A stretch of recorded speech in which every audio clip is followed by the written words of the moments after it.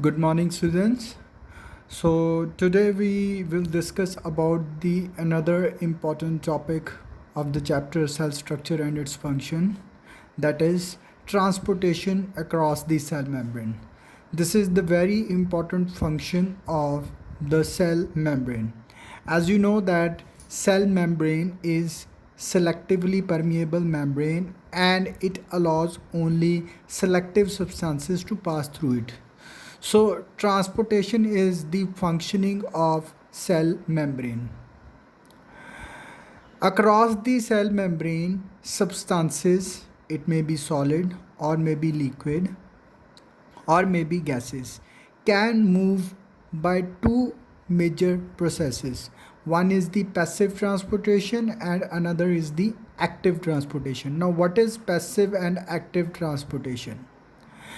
In passive transportation, substances move across the cell membrane without expenditure of energy. You know that in our body, energy is produced in the form of ATP, and from the cell membrane, substances can move without the expenditure of energy. Not all substances, but some substances, by the process of passive transportation. Now, under passive transportation, there are further two types, that is the diffusion and osmosis. Now, first of all, you should know what is diffusion. Diffusion is the movement of substances. It can be gaseous. Usually, gases in our body move from one place to another by the process of diffusion, in which substances move from the region of higher concentration to the region of lower concentration. Like if I will spray deodorant at one corner of the room, then what will happen? After few minutes, the molecules of the deodorant will spread throughout the room. Means the whole room will have the fragrance of that deodorant, because the substances moved from the region of higher concentration to the region of lower concentration. Same when we inhale fresh air, the air goes into the lungs, then from lungs the oxygen having higher concentration moves into our blood having the low concentration of oxygen. Similarly, it happens between the blood and the cells. When blood has more oxygen, cells have less oxygen, then the oxygen from blood moves into the cells. We call this process as diffusion.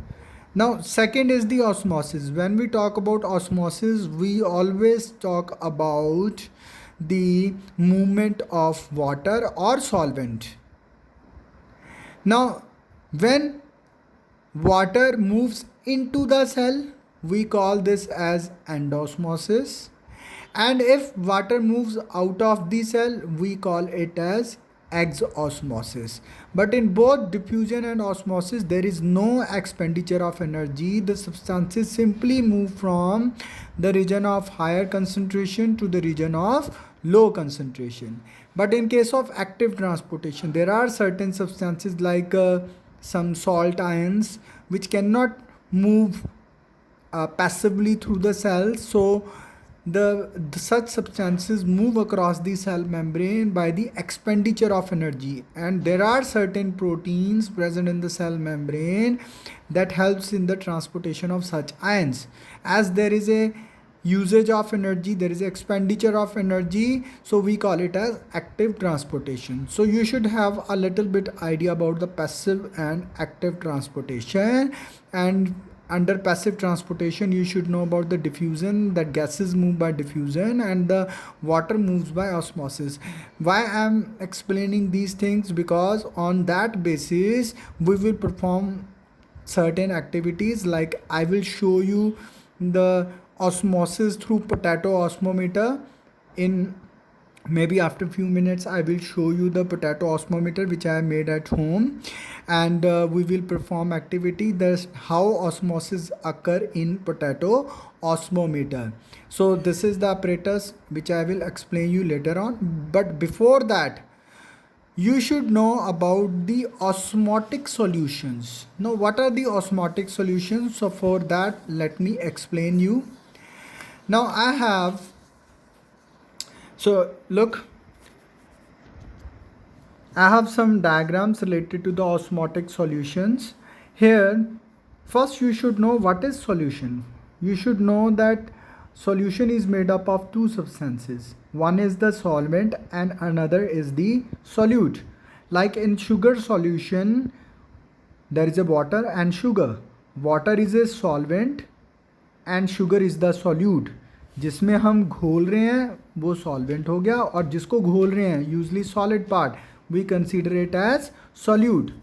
Now why I am discussing about diffusion and osmosis, at these processes occur in our body, and our cells, even in the plants also, they respond to these processes. Our cells respond to these processes, and what happen if the surrounding medium of the cell has some more solute, or if they have less solute, if they have same concentration.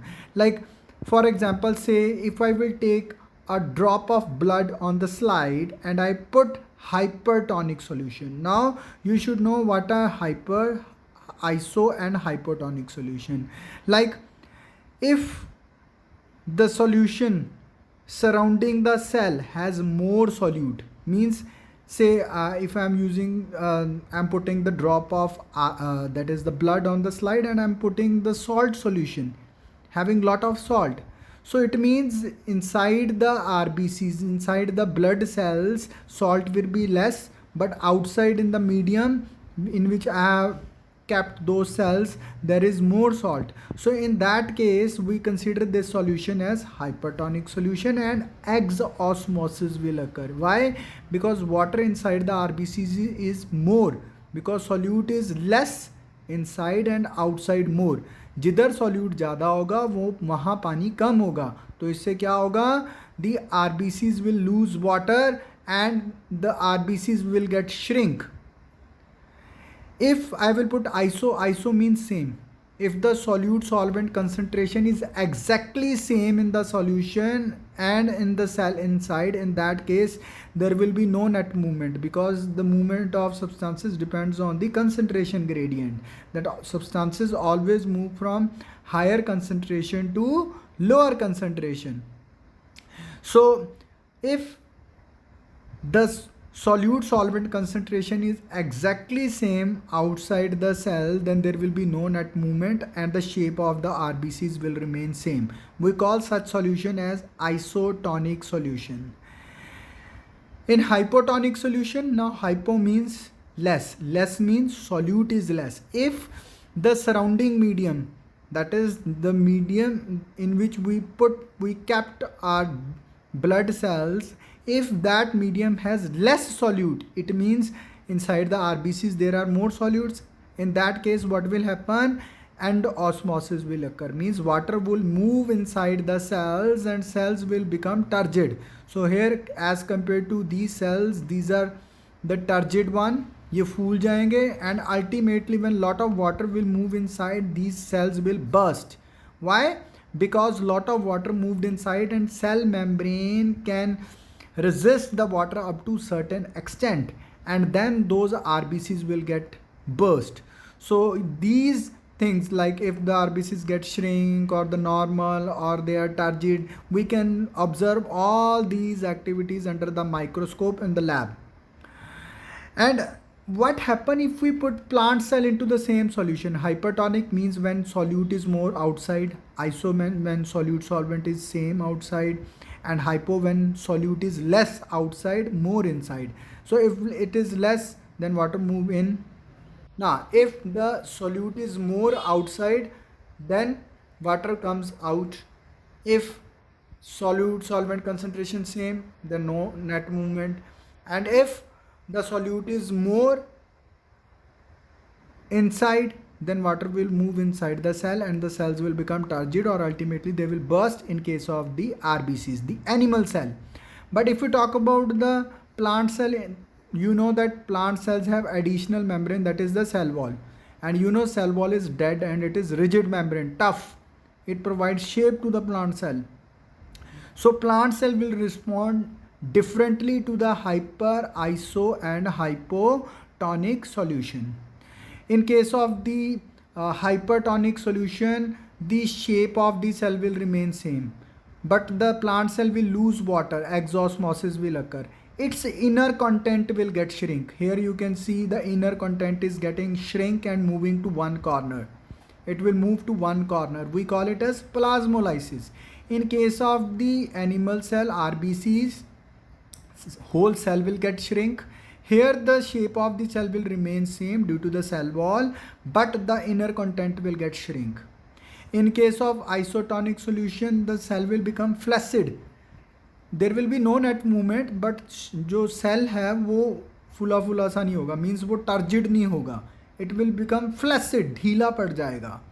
In case of hypotonic solution, when solute is less outside and more inside the cell, in that case endosmosis will occur, water will move inside and the cell will become turgid. Here you can see there is a bit increase in the size and it is in swollen form, it is in turgid form. Here you can see the difference between the size of the vacuole. It is bigger vacuole because it has stored lot of water, because water was coming inside. In RBCs, the RBCs get burst due to the more movement of water inside, because cell membrane could not resist that water. But as in case of the plants, there is a cell wall which will resist the water for its bursting. So the plant cell will not get burst, rather than it will get turgid. So you should know, in all cases osmosis is occurring under the influence of different osmotic solutions, either hypertonic, in which solute is more outside and water will move outside. Iso, when solute solvent same, so no net movement. In hypotonic, solute is less outside, so water will move inside.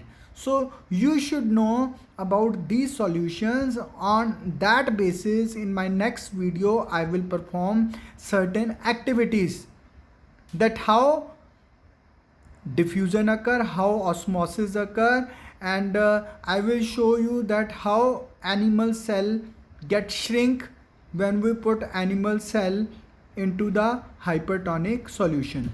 So after watching this video, then watch the video in which I will perform activity to show the osmosis and the activity related to the osmotic solution. So thank you so much. So next video will be based on experiments, certain experiments related to osmosis and diffusion. Thank you.